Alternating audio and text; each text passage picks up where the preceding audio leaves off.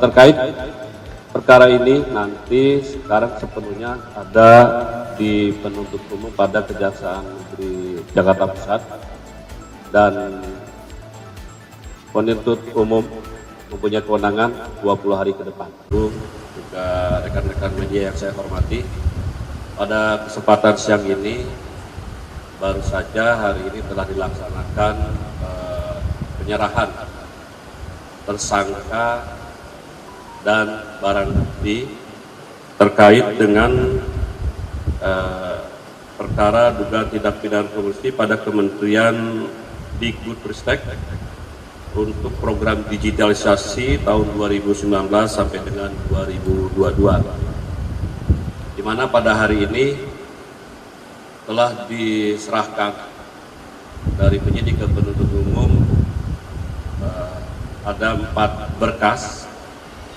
Yang berkas pertama atas nama Mutias selaku KPA, terus Ibrahim Arif selaku karyawan konsultan juga, terus Dr. Nasri Wahyu Ningsih dan Saudara Nadiem Anwar Karim. Terhadap keempat tersangka ini sudah saat ini sedang dilakukan penelitian oleh penuntut umum. Berikut juga barang buktinya. Terkait perkara ini nanti sekarang sepenuhnya ada di penuntut umum pada Kejaksaan Negeri Jakarta Pusat, dan penuntut umum mempunyai kewenangan 20 hari ke depan. Yang nanti mungkin dari kami cukup sekian. Apa ada pertanyaan?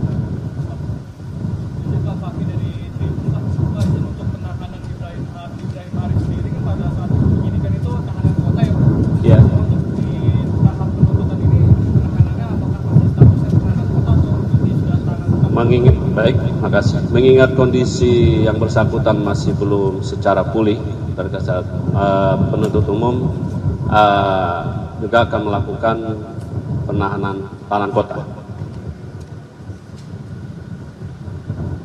Silakan. Pasal yang didakwakan ini subsidiaritas, pasal 2, primer pasal 2 ayat 1 Undang-Undang Tipikor, dan subsidiarnya pasal 3 Undang-Undang Tipikor. Yang jelas kurang lebih di atas 1 T. Masih sama seperti yang penyidikan atau seperti apa, 1,9? Ya, nanti di dalam dakwaan nanti diinginkan secara rinci.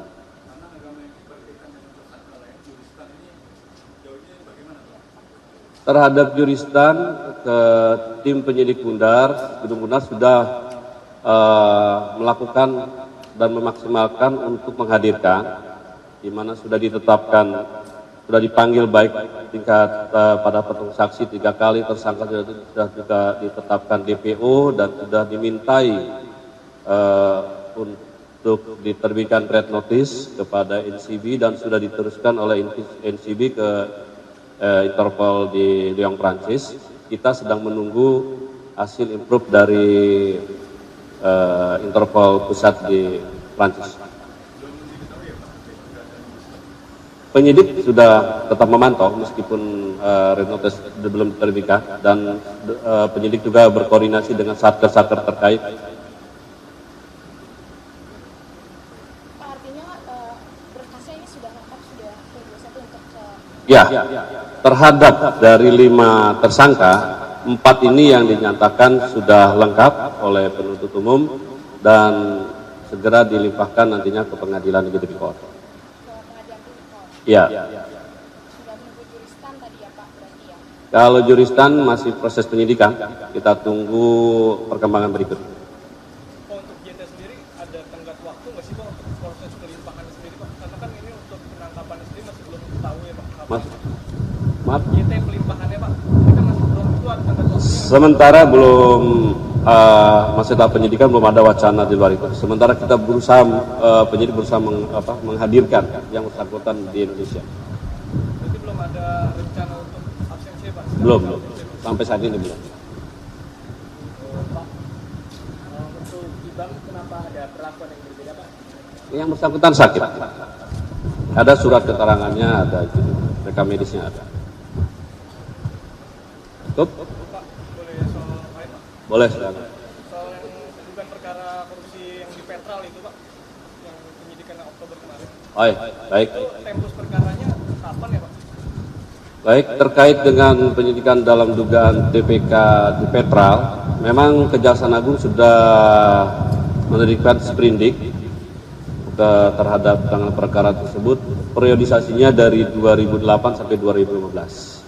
Ini perkara baru atau pengembangan dari kasus sebelumnya Pak? Karena kan memang Baru itu. baru ya Pak? Baru.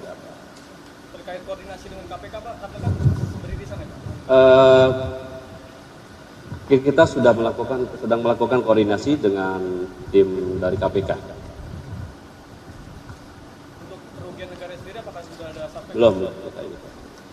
Masih proses. Cukup ya? Konfirmasi satu lagi Pak, di kasus kelompok ini Pak, dari Kejaksaan sendiri benar nggak sih Pak lagi mendalami terkait adanya investasi Telkom ke Goto ya? Terkait investasi Telkom ke Goto masih dalam tahap penyelidikan.